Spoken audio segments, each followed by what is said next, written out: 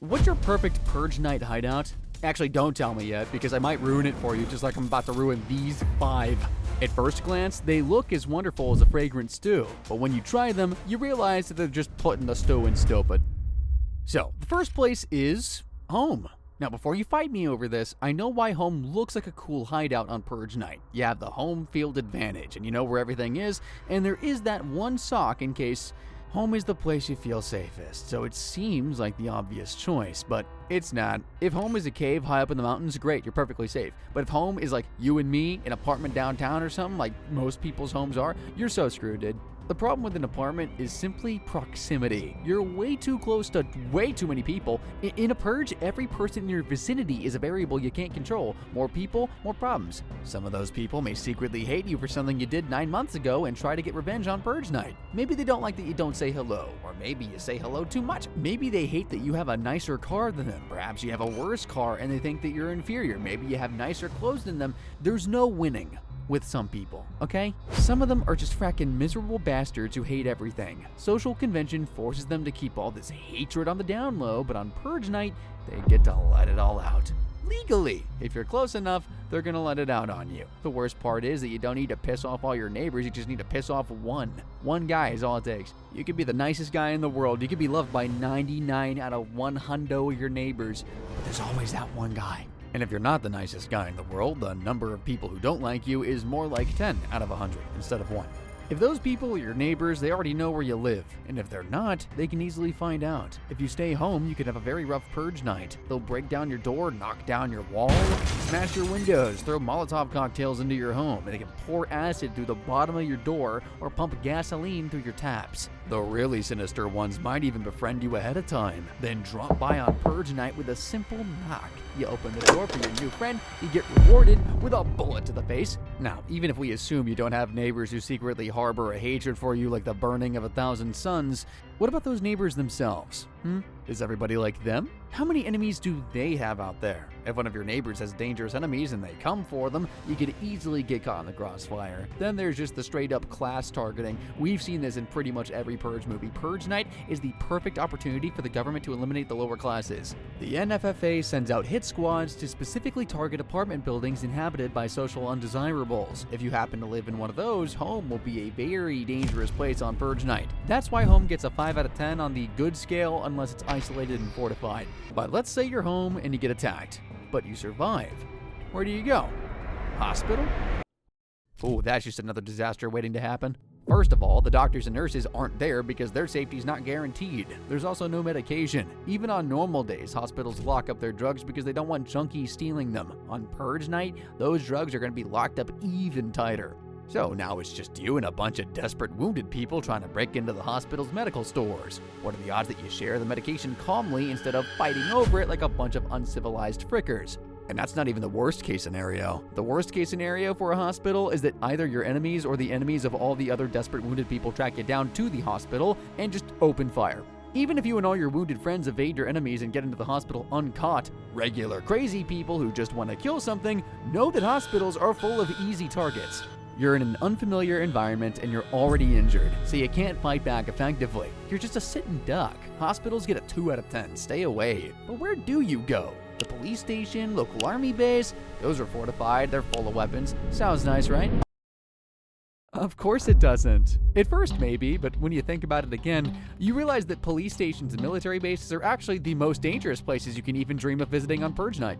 First of all, you're off your rockers if you think those places are not abandoned. The government needs the police force and the army to restore order after Purge night, so these places will be packed with cops and soldiers. But because it is a Purge night, the police don't have an obligation to help you. Quite the opposite, actually. They probably have orders to shoot anybody who approaches the station. The minute you get close, you're dead. Because they have already been banned from participating in the Purge, some of these guys will just be waiting for an excuse. It's a well-documented fact that a disproportionate number of violent people like joining the military and the police force so they can act on their violent impulses legally. Add in the fact that these guys are banned from participating in the Purge, and you realize just how dangerous police stations and military bases can be. They'll probably be begging for you to approach so they can light you up with a machine gun that spits out 6,000 rounds per minute. Anti-government types might also target police stations and military bases in an attempt to seize power, so good luck to you if you happen to be caught in the middle of that. This is why police stations and military bases get a 0 out of 10 in my book. So you can't count on the police. What do you do? Hit the road? Actually, no. That's just another bad idea with a big marketing budget. Movement tends to be a good thing because you're harder to catch and it's easier to get help. But on Purge night, you're not going to meet anybody with good intentions on the road. It's just purgers looking for unlucky people like you. You also have to worry about spike traps, roadblocks, and snipers hiding in all the roadside buildings. If you don't have an armored car with run-flat tires, you really have no business being on the road on Purge night. A car has zero stealth. There's the roar of the engine, the crunch of the rubber tires on the road, and very visible headlights that can be spotted by anyone long before you arrive. Being on the road is actually dangerous even before Purge night. In Purge 2, a couple is trapped downtown because a gang sabotaged their car. They couldn't get home before the Purge started, and the husband ended up dead. Spoilers, by the way. So move early or don't move at all, preferably hours and even days before the Purge. Once Purge night comes, you should have picked a spot ahead of time, but if you're trapped outside, it's best to get out of the city if you can't find a place to hide. Go into the countryside. A lower population density means higher odds of survival. If you can't get out of the city, it's actually better to walk because in a car, people can see your headlights and hear your engine long before you arrive. An electric car will be quieter, but there's still headlights and the crunch of rubber on the road. I hear you shouting now, "You can kill the lights!" But that limits visibility, which limits speed. If you drive too fast in the dark, you're gonna hit something. Drive too slow, someone's definitely gonna hit you because you're an easy target. Better to jump out and figure it out on foot because at least you have the benefit of stealth. The last thing you want on Purge night is a fight because even if you win, the noise from the gunfight and screams of pain will just attract other people. An armored car is really the only choice you got if you're gonna be on the road, but even that doesn't make you invincible, it just makes you 10% safer than a guy in a regular car. Determined enemies can still run you off the road, box you in a corner, and cut through your armor plating with a fracking blowtorch. Shoot at your bulletproof windows a couple times, the glass can stop a bullet, not 1,000. It ain't no stone wall. It can't hold up against an unlimited number of bullets. Most types of bulletproof glass break after 3 rounds, so you really should not be out there even if your car is armored.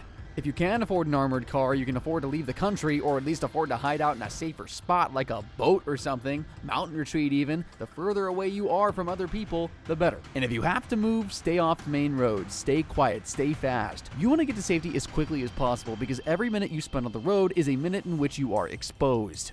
Somebody with bad intentions can catch up to you and act on those intentions all over your face. Being out on Purge night is just begging for it. The road gets a 3 out of 10 from me. But if you're already out there and you know you can't stay on the road forever, where do you go? A church, shelter, maybe some other safe space? No, no, and no. A church is not a safe space on Purge night. On normal days, nobody would dare attack a church. But the fact that these people are already going around murdering people on Purge night should give you a hint about what they think of God, His house, and His 10 commandments. For some of them, spilling blood in a church might actually be on their bucket list. There's a certain subset of psychos who are just excited by transgression, so if you go to a place like a church, you're just giving them exactly what they want. Safe shelters have the same weakness. Funnel people in, kill all of them at the same time. They already know you're there. A safe shelter can also be infiltrated by purgers. Even if they are disarmed at the door, they can call their friends once they're inside. If it's not a well-fortified location protected by heavily armed men who can be trusted to not turn on you, you and everyone inside are just target practice. You can generally count on the goodwill of other people, but Purge night is the one night you can't do that because all the social guardrails are gone. Churches, public safe shelters, and any other safe spaces get a 1 out of 10 because they are neither fortified nor hidden. Hidden and fortified is the gold standard on Purge night. Everything else is vulnerable. So, let's assume you made all the mistakes or you just got unlucky. Maybe you got betrayed and barely survived. You find yourself stuck downtown or in a mall full of looters or out on the road. What do? Well, you do the only things anybody who isn't a crazy person can do on Purge night: get on a boat. But is that really the solution? Is that safe? Well, click here to find out. And as always, thank you all for watching.